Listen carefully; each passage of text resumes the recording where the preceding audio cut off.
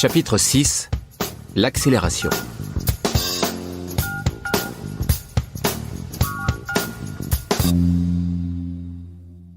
À l'époque où j'habitais La Jolla, en Californie, je m'amusais régulièrement à tester mon endurance et ma volonté en parcourant à vélo les 3 kilomètres qui montaient jusqu'à Mount Soledad.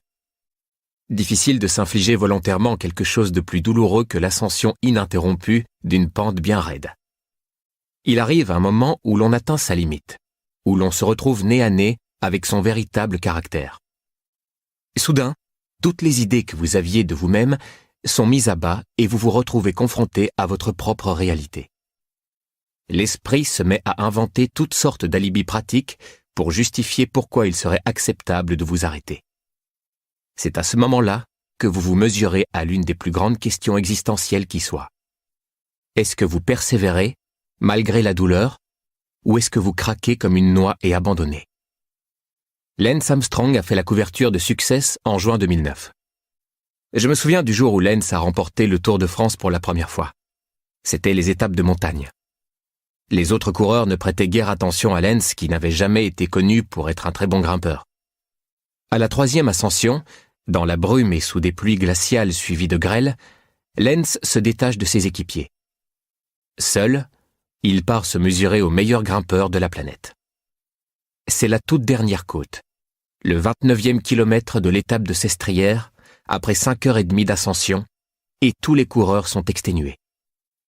Chacun d'entre eux doit puiser au plus profond de lui l'endurance et la détermination nécessaires à une telle épreuve. Chacun doit tester sa capacité à survivre à de telles difficultés et trouver la force de continuer. Qui craquera, qui ne craquera pas. À 8 kilomètres du finish, Lance est à 32 secondes de la tête du peloton. Autant dire une éternité quand on gravit une montagne perchée sur un vélo. Au détour d'un virage, il se lève soudain de selle et fonce pour rattraper les deux meneurs. 2 grimpeurs de renom.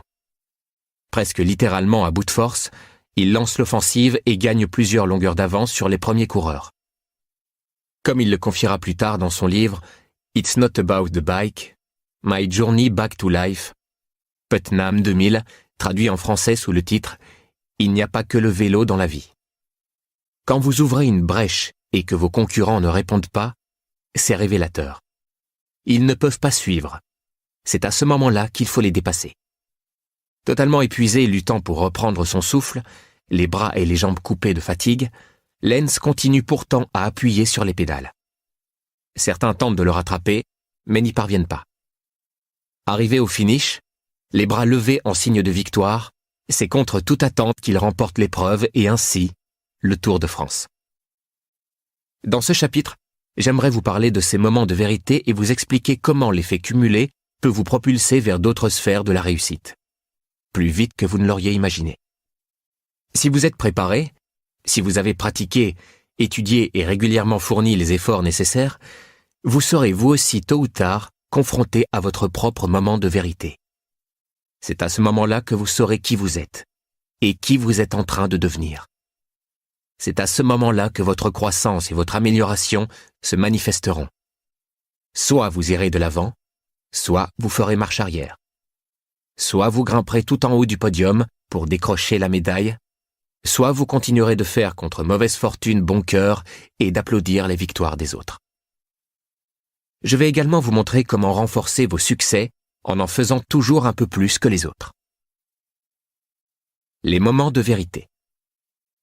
Il arrive toujours un moment dans la course où un coureur rencontre son véritable adversaire et comprend que cet adversaire n'est autre que lui-même, écrit Lance dans son autobiographie. C'est dans mes pires moments à vélo que je suis le plus curieux et que je me demande à chaque fois comment je vais réagir. Vais-je me découvrir des faiblesses enfouies ou vais-je puiser au plus profond de mes forces? Quand j'étais dans l'immobilier, je me retrouvais confronté à mes propres limites plusieurs fois par jour. Après avoir contacté des numéros de propriété qui n'étaient déjà plus en vente, ou m'être fait rabrouer par mon dernier prospect, j'ai tenté d'invoquer toutes sortes d'excuses pour ne pas avoir à passer d'appels de vente et pouvoir retourner tranquillement au bureau. Quand je faisais le tour d'un quartier, par exemple, les chiens me montraient les crocs, ou je me prenais une averse. J'appelais à l'heure où les gens étaient chez eux, entre 17 et 21 heures, et me faisaient souvent raccrocher au nez pour avoir interrompu leur dîner ou leur émission de télé préférée. J'aurais très bien pu faire une pause pour aller aux toilettes ou me chercher un verre d'eau. Mais au lieu d'abandonner, dès que je me retrouvais confronté à ces barrières mentales et émotionnelles, je me disais que mes concurrents devaient relever les mêmes défis. Je savais qu'en persistant, je gagnerais de l'avance sur eux.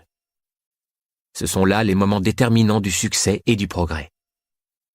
Ce n'est pas difficile ou douloureux tant que l'on reste avec le troupeau, tant que l'on garde la même allure sans tenter de le dépasser. Le plus important n'est pas d'atteindre ses limites, mais de savoir passer outre. Lou Holtz, le célèbre entraîneur de football américain, savait bien qu'une victoire se doit à ce que l'on fait après. Un jour, lors d'un match, son équipe se faisait battre 42-0 à la mi-temps. Pendant la pause, Lou a passé à ses joueurs un enregistrement montrant des efforts désespérés de blocage, de tacle et de récupération de balles. Il leur a ensuite expliqué qu'il ne les avait pas recrutés dans son équipe pour leur capacité à donner le meilleur d'eux-mêmes à chaque match, car c'est ce que fait n'importe quel joueur de n'importe quelle équipe. Il les avait recrutés au sein de son équipe à lui pour leur capacité à fournir ce petit effort supplémentaire à chaque match. C'est ce petit effort en plus, après avoir donné le meilleur de vous-même, qui fait la différence. À son retour sur le terrain, l'équipe de Lou a remporté le match. Voilà, c'est comme cela que l'on gagne. Mohamed Ali était l'un des plus grands pugilistes de tous les temps. Non seulement pour sa vitesse et son agilité, mais aussi pour son esprit stratégique. Le 30 octobre 1974, Ali reconquiert son titre de champion du monde des poids lourds contre George Foreman dans l'un des retournements de situation les plus marquants de l'histoire de la boxe, au cours de ce qui sera baptisé le Rumble in the Jungle. Quasiment personne, pas même son supporter de longue date Howard Cosell, ne pense qu'Ali a la moindre chance de gagner. Il s'est fait battre à la fois par Joe Frazier et par Ken Norton, deux boxeurs que George Foreman a mis KO dès le deuxième round. Ali réfléchit donc à une stratégie. Il cherche le point faible du jeune champion qui a tendance à se fatiguer rapidement. Ali sait que s'il parvient à forcer Foreman dans ses derniers retranchements, il pourra prendre l'avantage. Il recourt alors à la tactique du rope a dope. Il reste dans les cordes, en se protégeant le visage, tandis que Foreman lui décroche des centaines de coups pendant 7 rounds. Arrivé au 8e round, Foreman est à bout de force. Il a atteint ses limites. C'est alors qu'Ali terrasse Foreman au milieu du ring. Atteindre ses limites n'est pas un obstacle. C'est une opportunité. Pour sa deuxième tentative de victoire du Tour de France, Lance Armstrong est encore une fois obligé de négocier un terrain montagneux. C'est aussi lors d'une ascension glissante qu'il a chuté ce printemps-là, un jour de pluie. Chute qui lui a valu une commotion cérébrale et une vertèbre cassée. Et voilà qu'il pleut encore. Pourtant, au lieu d'être inquiet ou hésitant, Lance se dit « C'est un temps idéal pour attaquer. Parce que je sais qu'aucun des autres coureurs n'est à l'aise avec ce type de temps. Et je pense que personne n'endure la souffrance mieux que moi. C'est donc un bon jour pour moi. » Lance ne s'y trompe pas. Il remporte le Tour de France pour la deuxième fois. Quand tout va bien, que tout est facile, qu'il n'y a ni perturbation, ni interruption, ni tentation, que rien ne vient entraver votre chemin, c'est aussi le moment où tout le monde réussit. Ce n'est qu'en cas de difficulté, quand les problèmes et les tentations surviennent, que vous devez alors prouver votre véritable valeur. Comme le disait Jim Rohn, ne priez pas pour que les choses soient plus faciles. Priez pour être meilleur que les autres. C'est lorsque vous atteignez vos limites, en termes de discipline, de routine, de rythme et de régularité, et que vous réussissez à franchir ces limites, que vous faites place à un nouveau vous, plus puissant, plus triomphant, plus victorieux. Multipliez vos résultats. J'ai une excellente opportunité à vous proposer. Nous avons déjà vu comment de la discipline et des comportements simples, cumulés sur la durée, provoquent des résultats incroyablement efficaces. Mais imaginez que vous puissiez accélérer ce processus et multiplier ces résultats. Cela vous intéresserait-il ? Je vais vous montrer comment un tout petit effort supplémentaire peut multiplier vos résultats de manière exponentielle. Imaginez que vous suiviez un entraînement de musculation et que vous deviez répéter un certain mouvement 12 fois. Si vous faites 12 fois le mouvement, vous remplissez les attentes de votre programme. Bravo! Continuez ainsi et vous finirez par voir qu'une telle discipline aura de merveilleux résultats cumulés sur vous. Pourtant, si une fois arrivé à votre limite, à vos 12 répétitions, vous décidez de vous pousser un petit peu et d'en faire 3 ou 5 de plus, l'impact de ces 3 ou 5 répétitions sera multiplié d'autant. Vous ne vous contenterez pas d'ajouter quelques mouvements à votre entraînement. Non. Ces mouvements répétés, une fois que vous aurez atteint votre limite, multiplieront vos résultats. Vous aurez réussi à franchir votre dernière limite. La vraie croissance commence après que vous avez atteint cette limite. Arnold Schwarzenegger a rendu célèbre une méthode de culturisme connue sous le nom de principe des mouvements trichés. Schwarzy était très à cheval sur la technique. Le principe en question consiste à dire qu'une fois le nombre maximum de mouvements atteints pour un muscle donné, modifier la position des poignets ou se pencher en arrière pour solliciter d'autres muscles et ainsi aider le mouvement, ce qui revient à tricher un peu, permet de réaliser 5 ou 6 répétitions supplémentaires et, par conséquent, d'améliorer les résultats de façon significative. Il est possible de faire la même chose en demandant à quelqu'un de vous aider à réaliser ces derniers mouvements que vous n'auriez pas pu faire tout seul. Si vous faites de la course à pied, vous savez exactement de quoi je parle. Vous atteignez le nombre de kilomètres que vous vous étiez fixé, vous sentez que ça brûle, vous avez atteint votre limite et pourtant, vous décidez de tenir encore un petit peu. Ce petit peu, en plus, représente en réalité une expansion phénoménale de vos limites. Vous venez de multiplier les résultats de votre course. Repensez à l'exemple du penny magique dont je vous ai parlé au chapitre 1, celui dont la valeur double chaque jour, pour illustrer le pouvoir des petites actions cumulées. Si vous faisiez doubler la valeur de ce penny, ne serait-ce qu'une fois de plus par semaine pendant cette même période de 31 jours, la valeur cumulée du penny passerait de 10 millions de dollars à 171 millions. Encore une fois, un tout petit effort supplémentaire multiplie les résultats. C'est un simple calcul mathématique. Vous considérez comme votre plus grand adversaire est l'une des meilleures façons de multiplier vos résultats. Allez bien au-delà de vos limites. Et pour des résultats encore plus exorbitants, allez au-delà de ce que les autres attendent de vous. Faites-en encore plus que ce qu'ils considèrent comme suffisant. Allez au-delà des attentes. Oprah Winfrey est réputée pour dépasser de façon spectaculaire les attentes de ses spectateurs et téléspectateurs en faisant preuve d'une générosité et d'une capacité à vivre et à travailler hors du commun. Vous souvenez-vous du lancement de la 19e saison de son émission en septembre 2004 ?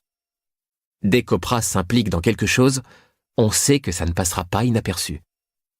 Mais ce jour-là, elle a époustouflé tout le monde. Ce lancement a fait la une des médias et des conversations du pays tout entier pendant des jours et des jours. Revenons en arrière. Les membres du public sélectionnés ce jour-là l'avaient été car leurs amis et leurs familles avaient expliqué qu'ils avaient désespérément besoin d'une nouvelle voiture. Oprah a donc ouvert l'émission en appelant 11 personnes à la rejoindre sur le plateau. Et elle a offert à chacune d'elles une Pontiac G6 2005. Mais ce n'est pas tout. Contre toute attente, elle a ensuite distribué un paquet cadeau à chacun des membres du public en expliquant que l'un de ces paquets contenait la clé de la 12e voiture. Mais quand les spectateurs ont ouvert leur paquet, ils y ont tous trouvé une clé. Oprah s'est alors écriée « Vous avez tous gagné une voiture. Vous avez tous gagné une voiture. » Bien qu'il s'agisse sans doute de l'exemple le plus marquant, Oprah continue de dépasser nos attentes quasiment tous les jours. Lors de ses autres émissions, elle a réservé une surprise à une jeune fille de 20 ans qui avait passé son enfance et sa jeunesse en foyer d'adoption et refuge pour les sans-abri. Elle lui a offert une bourse universitaire de 4 ans, un relookage et 10 000 $ de vêtements. Oprah a également offert à une famille de 8 enfants, sur le point de se faire exproprier, 130 000 $ pour payer et réparer son logement. Vous pourriez dire, oui, bien sûr, Oprah peut se permettre ce genre de choses. Mais en vérité, il existe des tas de gens qui se trouvent dans la même position qu'Oprah, en termes de richesse et de notoriété, qui pourraient tout aussi bien l'imiter mais qui ne se risquent jamais à des choses aussi extraordinaires. c'est ce qui différencie Oprah des autres. Tirez parti de son exemple. Vous pouvez en faire plus que ce que l'on attend de vous, dans tous les domaines de votre vie. Le jour où j'ai demandé ma femme, Georgia, en mariage, j'aurais pu faire ce que l'on attendait de moi et aller voir son père pour lui demander la main de sa fille. Au lieu de quoi, j'ai décidé d'honorer son père en préparant ma demande en portugais. C'est la sœur de Georgia qui me l'a traduite. Il comprenait suffisamment bien l'anglais, sans toutefois être complètement à l'aise dans cette langue. Sur tout le trajet entre Los Angeles et San Diego, j'ai répété ces mots dans ma tête. J'ai franchi le seuil de la maison les bras chargés de fleurs et de présents avant de demander au père de Georgia de nous rejoindre dans le salon et de lui faire ma demande. Par bonheur, il a accepté. Mais je ne me suis pas arrêté là. Sur le chemin du retour, et les 2 jours suivants, j'ai téléphoné à chacun des 5 frères de Georgia pour leur demander leur bénédiction. Certains ont été faciles à convaincre, mais d'autres m'ont dit que j'allais devoir la mériter. Comme Georgia me l'a expliqué par la suite, l'un des aspects les plus inattendus de ma demande a été la façon dont j'ai honoré son père et appelé chacun de ses frères, ainsi que sa sœur pour lui avoir demandé de m'apprendre le portugais. C'est ce qui en a fait quelque chose de vraiment extraordinaire. Et les résultats de cet effort supplémentaire ont porté leurs fruits de manière exponentielle. Stuart Johnson possède Vidéo Plus LP, la société mère de Success. Stuart a mis en jeu des sommes considérables ainsi que sa réputation, forgée au cours de 22 années de travail, en décidant d'acquérir le magazine Success, Success.com et les autres propriétés de Success Media. Vu la crise économique en cours, et alors que le milieu de l'édition traversait une mauvaise passe, cette simple décision était déjà suffisamment audacieuse en elle-même. Mais Stuart ne s'en est pas tenu à cela.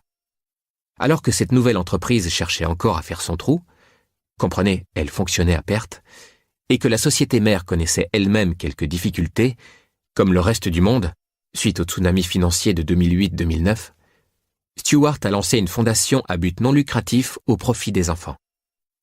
Puisqu'il s'était engagé à aider les gens à apprendre les principes fondamentaux du développement personnel, il tenait à s'assurer que les adolescents bénéficient d'un tel savoir.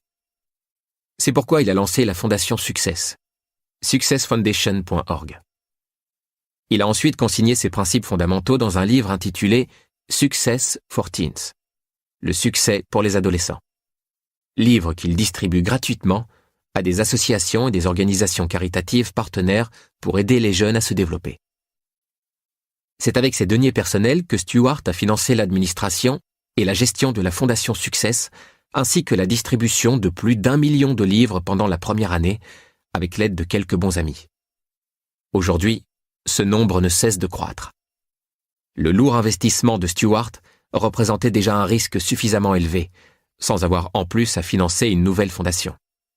Pourtant, cette contribution supplémentaire lui a permis de démontrer d'autant plus à de futurs associés potentiels, à la presse, à ses pairs et à son propre personnel, la force de son engagement. Il en a fait bien plus que ce que l'on attendait de lui. Et cela voulait tout dire. Dans quel domaine de votre vie pouvez-vous en faire plus lorsque vous atteignez vos limites? Comment pouvez-vous faire quelque chose de véritablement impressionnant?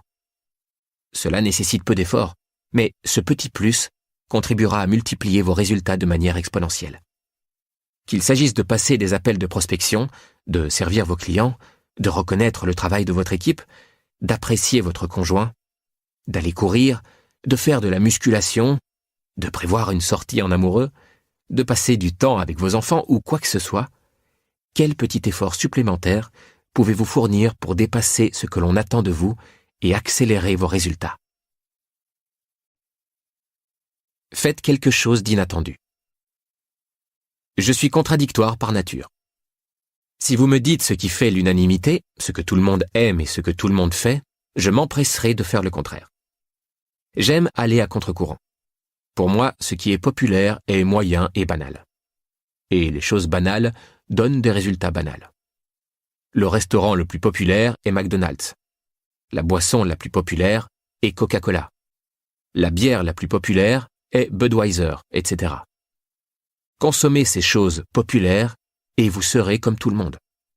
Il n'y a rien de mal à être ordinaire, sauf que moi, je préfère être extraordinaire.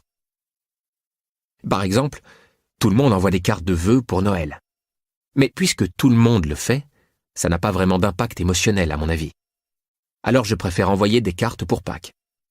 Vous recevez souvent une carte pour Pâques ? Exactement. Et plutôt que d'envoyer des cartes standards préimprimées, j'écris mes vœux personnels à la main pour exprimer à quel point je suis reconnaissant d'avoir ce lien avec la personne en question et ce qu'elle représente pour moi. L'effort est le même, mais l'impact est tout autre.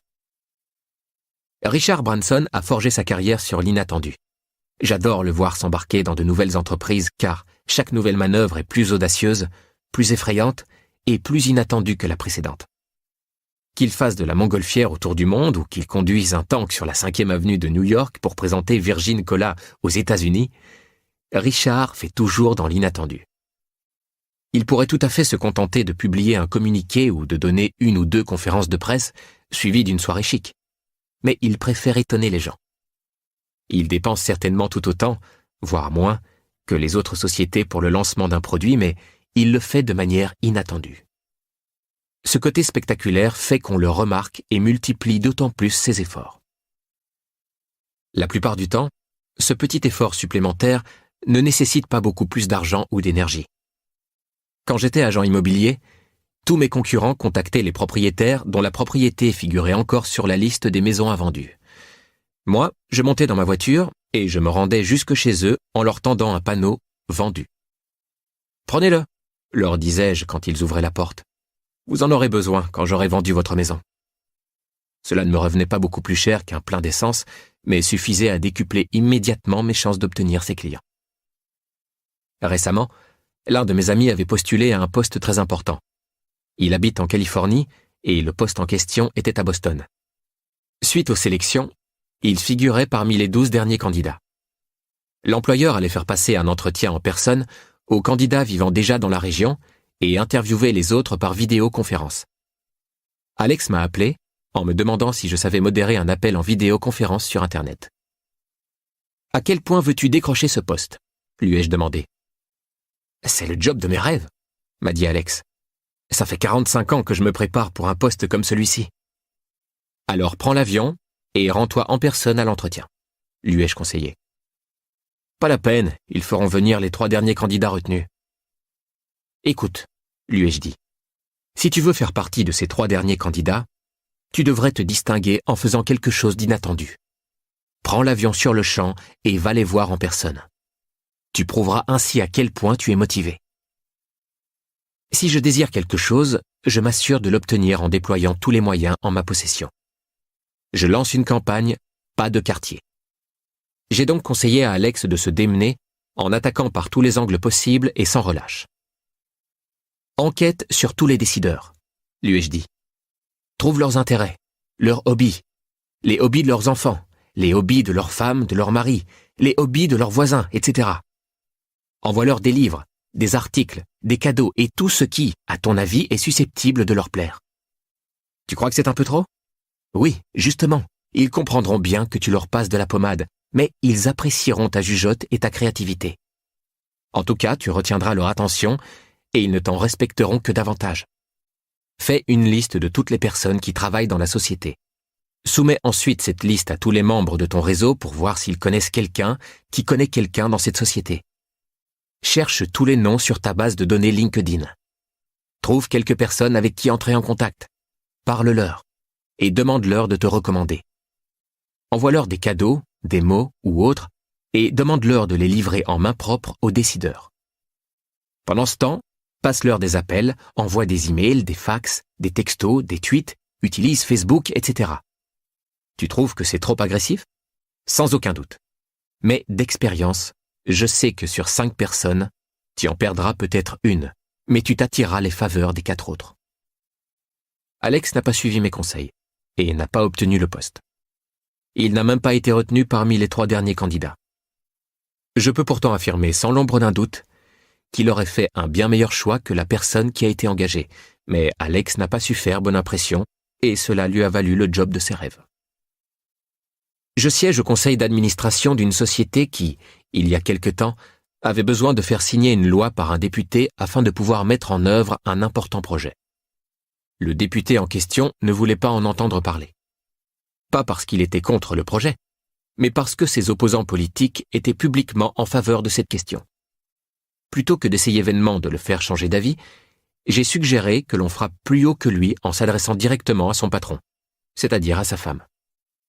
Nous avons passé tout notre réseau au peigne fin jusqu'à ce que nous trouvions une personne qui soit amie avec l'épouse du député. Puis nous l'avons attendue à la sortie de la messe à laquelle elle assistait et avons demandé à son ami de nous présenter. Nous lui avons expliqué l'importance de notre cause, qui consistait à construire dans un quartier défavorisé un centre d'accueil après l'école qui changerait la vie de centaines d'enfants si son mari voulait bien nous soutenir. Inutile de préciser qu'il a signé le jeudi suivant et que la société a pu mettre en œuvre son projet. Notre monde est tellement saturé de propagande et d'informations qu'il faut parfois faire quelque chose d'inattendu pour se faire entendre. Si vous avez à cœur une cause ou un idéal digne d'attention, faites tout ce qui est en votre pouvoir, même le plus inattendu, pour que l'on vous écoute. N'ayez pas peur d'ajouter un peu d'audace à votre répertoire. Faites plus que ce que l'on attend de vous. Invisible Children, invisiblechildren.com. Une autre association caritative dont je suis membre du conseil d'administration aide à sauver les enfants qui se font enlever au nord de l'Ouganda et en République démocratique du Congo pour être transformés en soldats. Pour faire connaître sa cause, l'association a organisé la tournée The Rescue, la délivrance, dans une centaine de villes des États-Unis. Plus de 800 000 jeunes ont campé dehors jusqu'à ce que les membres influents de la communauté viennent les sauver et prêtent ainsi leur attention et leur soutien à l'association. Au bout de 4 jours, toutes les villes sauf une avaient été sauvées, grâce à l'intervention des sénateurs Ted Kennedy et John Kerry, mais aussi de Val Kilmer, Kristen Bell et de nombreuses autres personnalités de 99 villes. Le dernier bastion à prendre était Chicago, et la personnalité attendue était Oprah Winfrey. Au bout de 6 jours, Oprah n'était toujours pas là. Le 4e jour, les jeunes ont organisé un défilé tout autour de ses studios d'enregistrement. Le lendemain, ils ont monté un spectacle de chant et de danse qui a duré toute la journée et toute la nuit.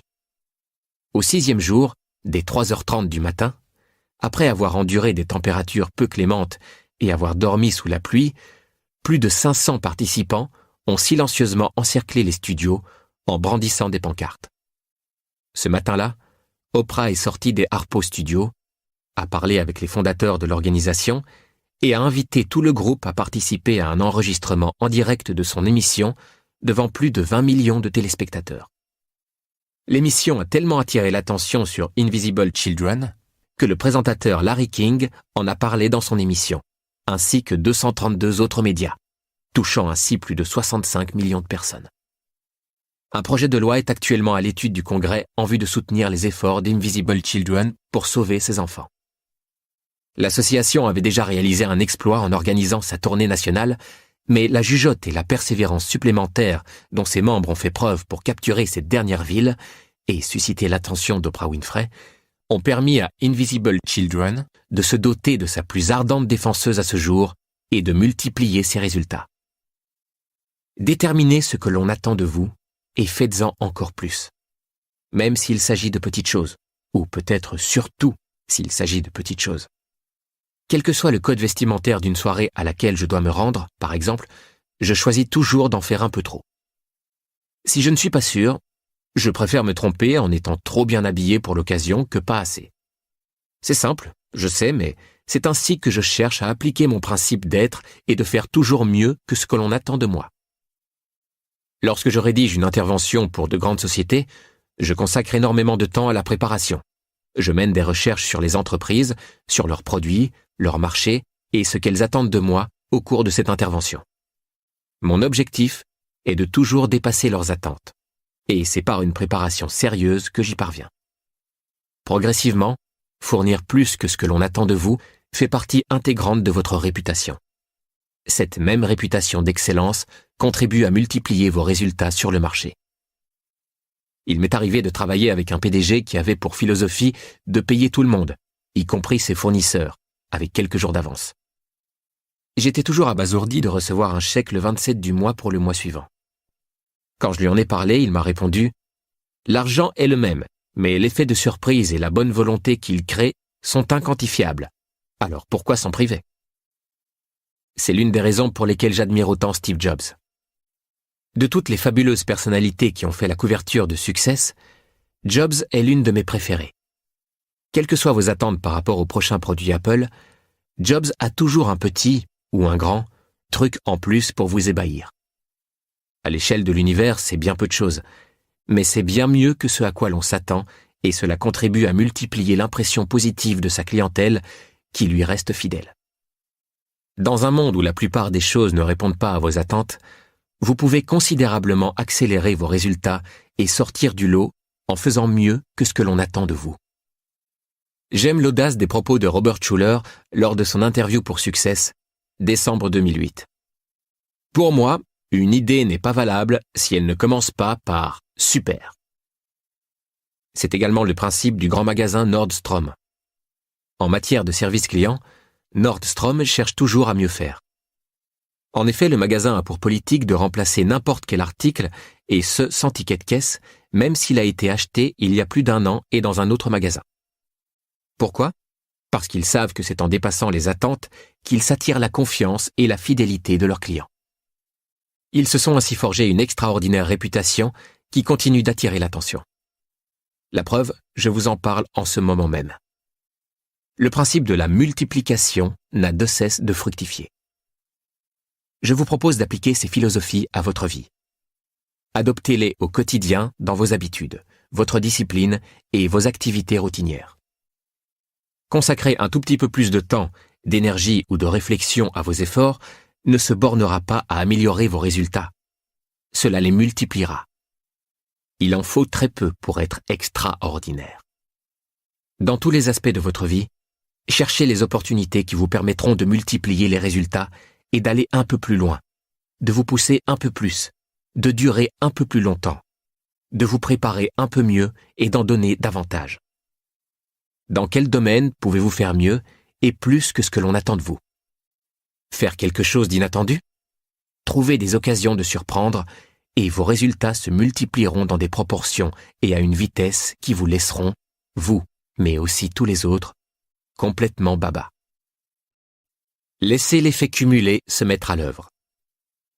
Résumé des mesures à prendre. À quelle occasion êtes-vous confronté à vos moments de vérité? Exemple, quand vous passez des appels de prospection, quand vous vous entraînez, quand vous communiquez avec votre conjoint ou vos enfants.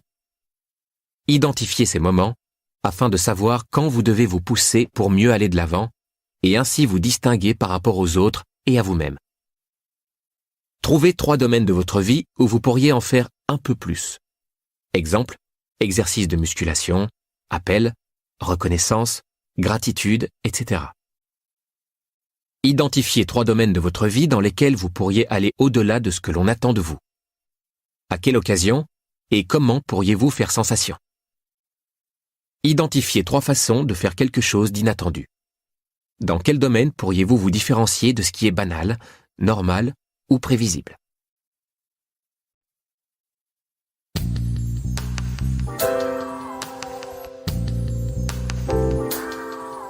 Conclusion.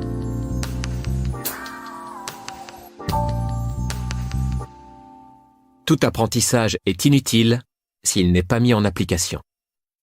Je n'ai pas écrit ce livre pour m'amuser. Cela représente beaucoup de travail.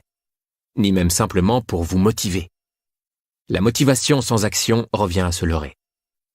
Comme je l'ai expliqué dans l'introduction, l'effet cumulé et les résultats qu'il aura sur votre vie ne mentent jamais. Vous ne vous retrouverez plus jamais à espérer que la réussite vous tombe dessus. L'effet cumulé est un outil qui, associé à des actions régulières et concrètes, apportera une différence véritable et durable à votre vie. Laissez-vous guider par ce livre audio et par la philosophie qu'il propose. Laissez ces idées et ces stratégies axées sur la réussite vous imprégner et produire en vous des résultats authentiques, tangibles et mesurables. Si à tout moment, vous vous apercevez que vos mauvaises petites habitudes d'autrefois, en apparence si inoffensives, sont de retour dans votre vie, écoutez ce livre audio. Si vous n'avez pas réussi à maintenir la régularité requise, écoutez ce livre audio. Si vous voulez retrouver votre motivation et vos raisons d'agir, écoutez ce livre audio. Chaque fois que vous l'écouterez, vous inciterez l'élan tant attendu à vous rendre une petite visite. J'aimerais vous dire ce qui me motive. Pour moi, la valeur la plus importante est le sens de la vie. Et elle n'a de sens que si je parviens à marquer la vie des gens de manière positive. C'est pourquoi, pour atteindre mes objectifs, j'ai besoin que vous-même atteigniez vos propres objectifs. J'attends que vous me racontiez à quel point votre vie a changé. Je veux recevoir votre email ou votre lettre, ou que vous m'arrêtiez dans un aéroport l'année prochaine, ou même dans 5 ou 10 ans, pour me parler des résultats incroyables que vous avez obtenus grâce aux idées de ce livre audio. Je saurai alors que mes objectifs ont été atteints et que j'ai vécu en harmonie avec mes valeurs. Pour obtenir ces résultats, et pour que j'en reçoive la confirmation, vous devez immédiatement mettre en application ces nouveaux savoirs. En effet, des idées laissées en l'air sont des idées perdues, et ce serait dommage. Il est désormais temps d'appliquer vos nouvelles convictions. Le pouvoir est à portée de main, je veux donc que vous le saisissiez. Vous êtes prêt à améliorer votre vie de façon radicale, n'est-ce pas? Bien sûr que oui. Mais vous savez désormais que vous dire prêt à faire les changements nécessaires et véritablement passer à l'acte, ce n'est pas la même chose.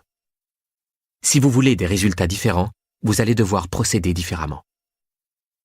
Peu importe où vous vous trouvez ou en quelle année vous découvrirez ce livre audio, je vous poserai ces questions simples. Revenez sur les 5 dernières années de votre vie.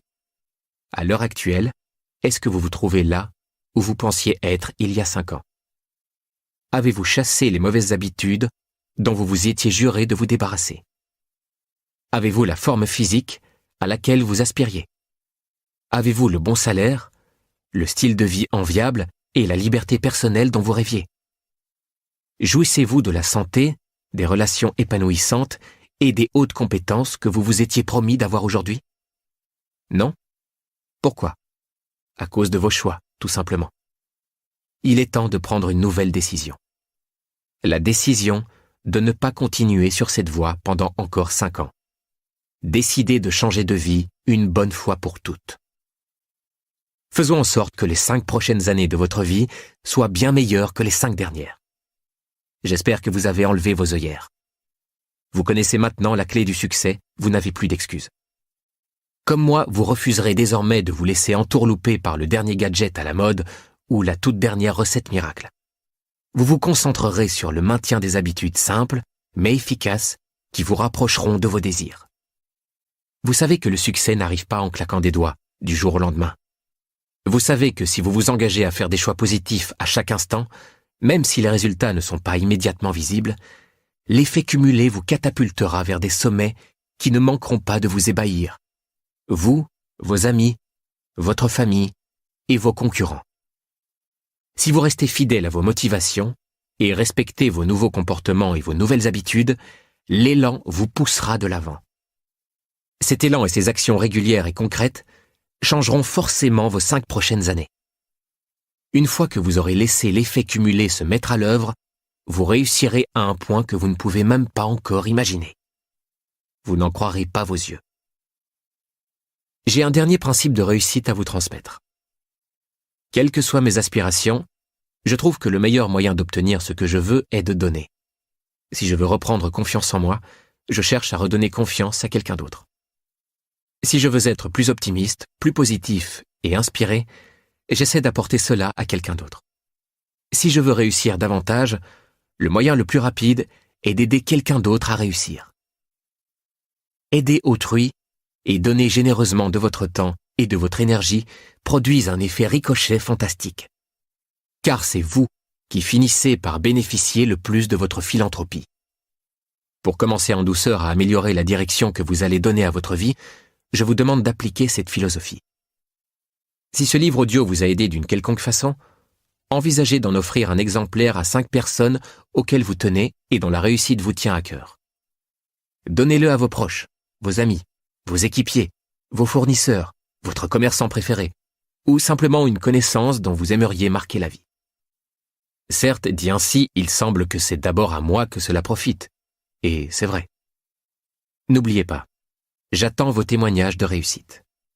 Mon objectif est de changer la vie de millions de personnes, Mais pour cela, j'ai besoin de votre aide. Je vous promets pourtant une chose.